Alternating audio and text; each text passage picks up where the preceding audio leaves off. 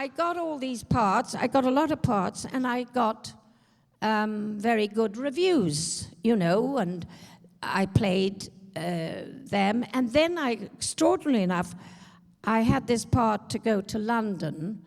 My mother wasn't an actress, but I think she was very keen. I was unaware of being an actress or whatever you like to call it. And yes, one enjoyed it, and I enjoyed the parts. And then I mean, there's a story I can tell you if we have a time. It's about a gentleman who is here who saw me in the play. Really, that was my great success in London, and brought me to the London stage.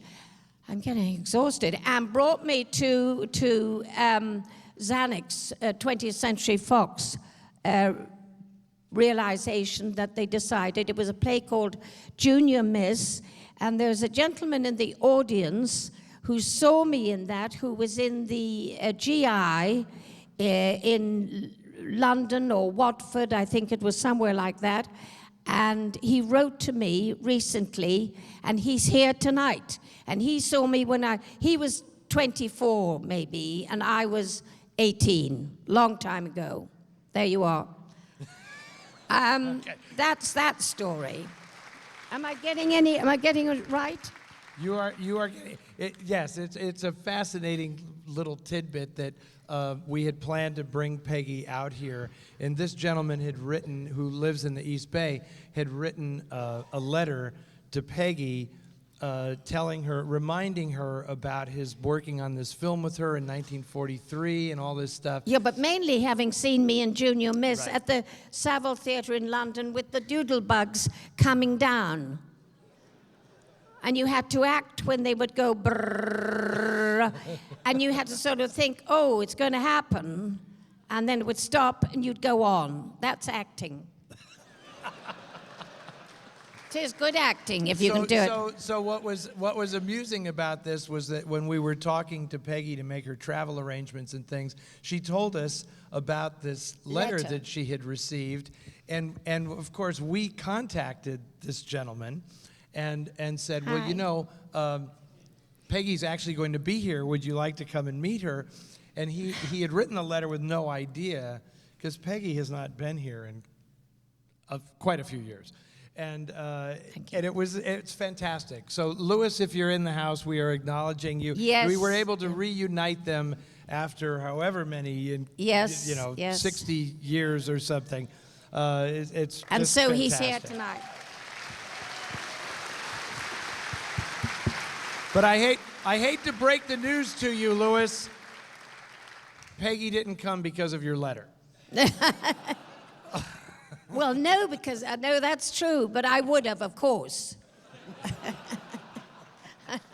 I would have, yes. But anyway, thank you for coming. Oh, darling, we are far from done. No, I'm thanking him for coming. Oh. Yeah. I thought you were talking to all your friends here. No, I don't want to keep them too long. Okay. But I do want to quickly go through, before we get to the heights, it must have been kind of devastating when you had been chosen for this part. Of course, yes. And then they, it was, I mean, it's quite a Hollywood story. They began shooting the film and then quite unceremoniously announced that they were closing it. They were closing it. And this was a big production, costing a great deal of money. Otto Preminger was the director? No, he wasn't the original. Correct. Sorry, I don't mean to correct you. No, you weren't there at the time. Please do. Never mind.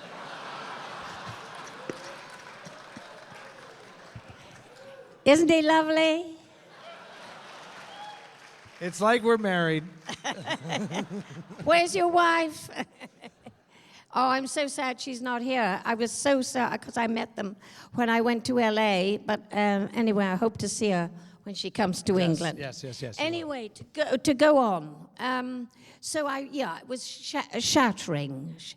I mean, to get a part like that and then find the whole production was shut, and that was it. There's lots of stories about it, and so they go on. They did make it, as I said.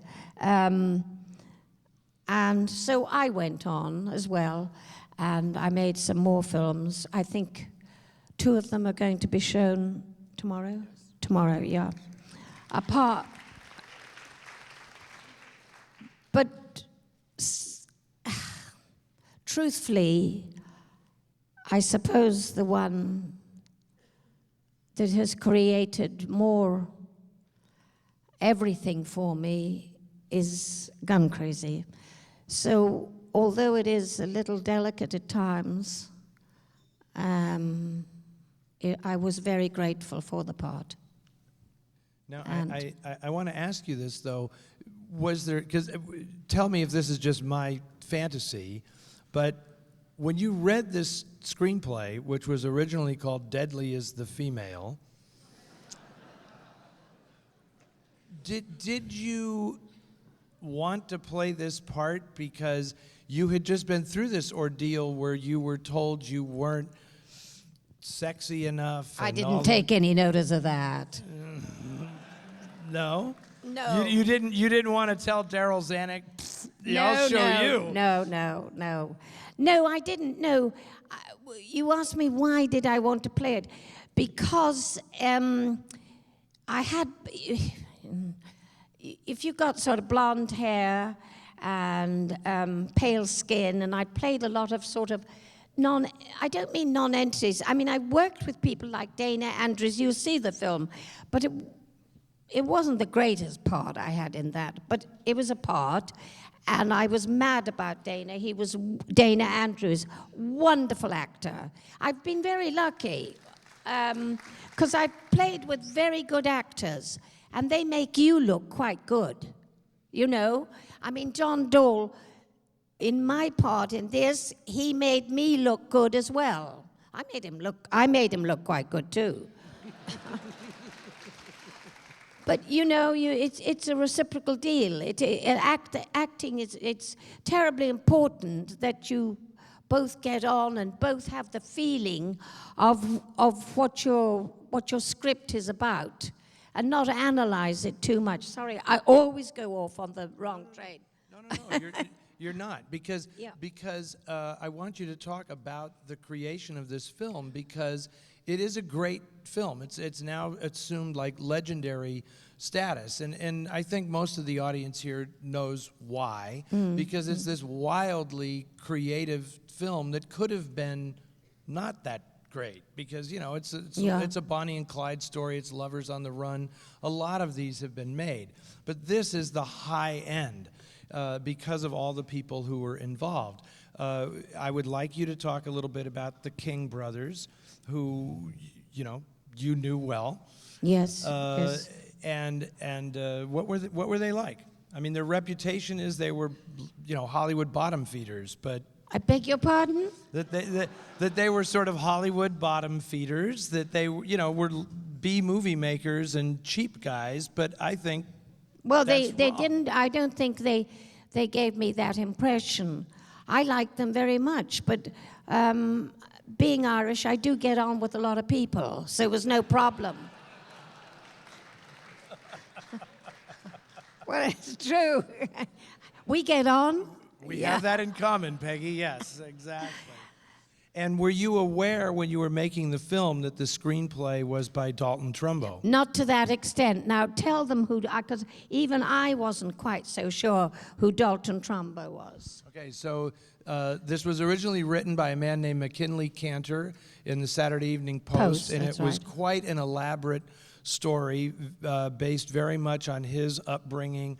It was really Bart's story. It was a very, very elaborate and heavy thing about why someone would have this gun fetish, this fetish for shooting. And McKinley the King brothers bought McKinley Cantor's story and screenplay. But then the smartest thing they did was when Dalton Trumbo, who was the highest paid screenwriter in Hollywood, That's very important to know. Was blacklisted by the House Un-American Activities Committee, the King brothers realized they could get him to work very cheaply. Exactly. And they had him rewrite the screenplay and bring it in in such a way that it was actually manageable to make, so he cut a lot out, tightened it up, so all that kinetic energy that you see in this film, a lot of that has to do with Dalton Trumbo's screenplay.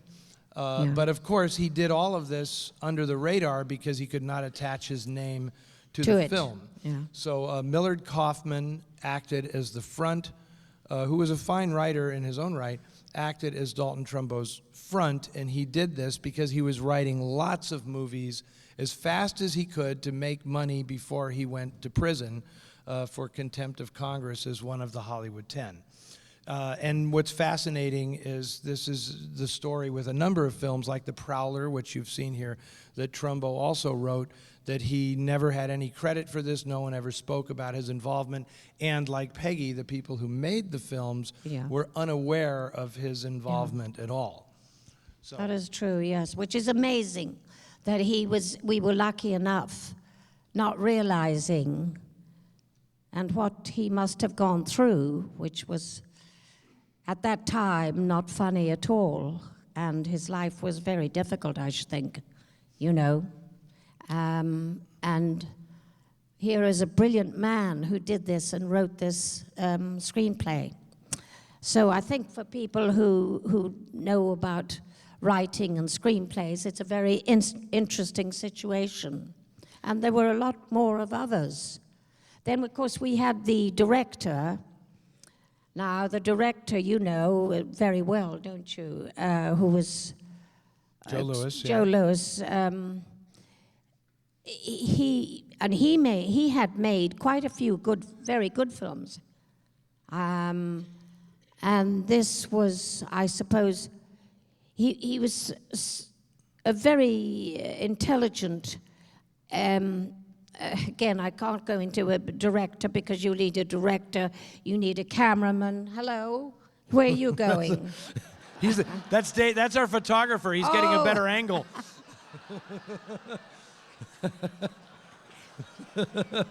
He's not leaving. Trust me, he's not leaving. And actually, in that film, I don't know whether you noticed. Well, maybe you wouldn't, but I think I did my own face. I didn't use makeup because I think if the skin was all right, it's quite good to let the skin come through if you have a very good cameraman. Lipstick, of course, I'd be dead without lipstick. And my eyebrows I put on because I wouldn't be seen without the eyebrows, of course. Good eyebrows, I have to say. But when I go to the hairdresser sometimes, and if they wash it too much, my eyebrows come off that I penciled in. So I say, don't take my eyebrows off, please. They know me very well for that. But no, all these things are so important. All the people around you, I mean, you can never say thank you enough to them, truthfully, and I mean this, because you're there, all right, I'm taking credit now, which should be their credit. You know what I mean?